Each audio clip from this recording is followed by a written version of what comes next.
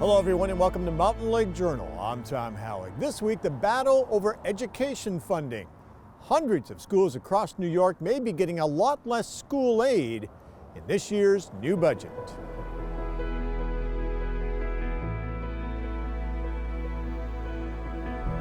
Governor Hochul's $233 billion budget is facing fierce opposition from school boards, superintendents, the powerful state teachers union, and lawmakers on both sides of the aisle who are pushing back against the governor's newly unveiled budget proposal, which would cut state aid to hundreds of school districts in the coming year by changing the complicated school funding formula.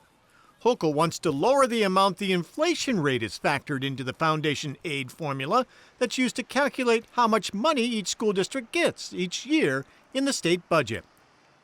The governor also wants to end a longtime provision known as hold harmless, which guarantees that no school district ever gets less in state aid than it did in the previous year. The proposed changes have angered many in the education community, including the New York State United Teachers Union, who is accusing Hochul of breaking a promise she made 2 years ago to significantly boost education spending to fulfill a court order from 2006 that said schools must receive billions more to meet the state's constitutional requirement that it fully educate its children. The union's president, Melinda Person, says the changes Hochul is proposing amount to a $400 million cut to school districts. The governor's budget proposal impacts every school district in the state. So where there are particularly harmful effects for districts that are on something called Save Harmless, but every district is not being fully funded under this formula. And so I think what you're seeing up in the North Country is that our high need rural districts are being hit pretty hard because of declines in enrollment. So their formula is not driving sufficient aid based on student numbers, but that doesn't mean that their needs have gone down. Those schools need that funding so that they can maintain a high quality educational program in those districts. Some northern New York rural school districts say with the changes to the formula, they are bracing for dramatic cuts. In the case of the Long Lake School District, about a 50% cut. Last year, we had foundation aid of $286,998. This year, the governor's proposal is $128,249, which is almost a 45% decrease. We don't get that much, but that money that we're not going to get is huge to this district.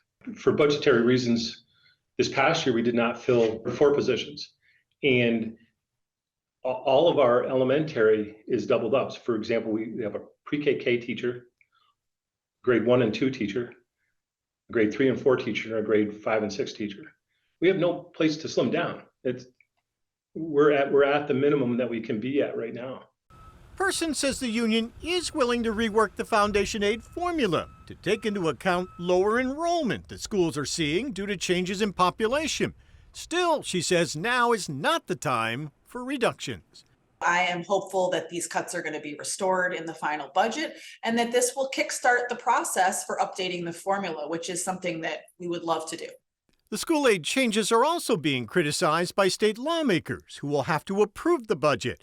A group of Republican Assembly members rallied last week against the changes, saying they would decimate rural school districts. It's every corner of this state, and it's at a time when we're trying to deal with so many of the impacts on our students of the COVID pandemic, learning loss, mental health, all of the things that our districts are trying to do. So this is not the time for those districts to see a cut in their foundation aid.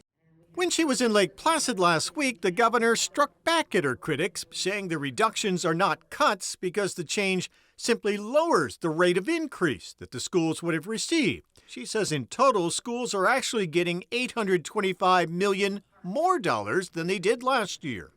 We're adding more school aid than ever before in the history of the state. We've increased school aid this year in the North Country alone by $30 million to a total of $1 billion.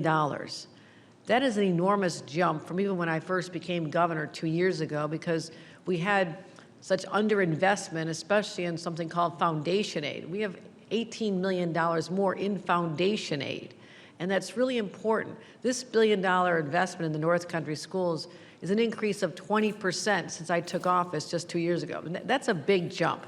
Now, I said at the time, we have money from the pandemic sources, from the federal government. We have other money from better than usual tax receipts. We obviously cannot keep going at 20% all the time. We know that. So we have to have some rationality behind this. I said we're going to make up for lost time, and then we're going to stabilize. So those who are now saying these are all cuts, I said there's not a cut if it's just not the same increase you had before.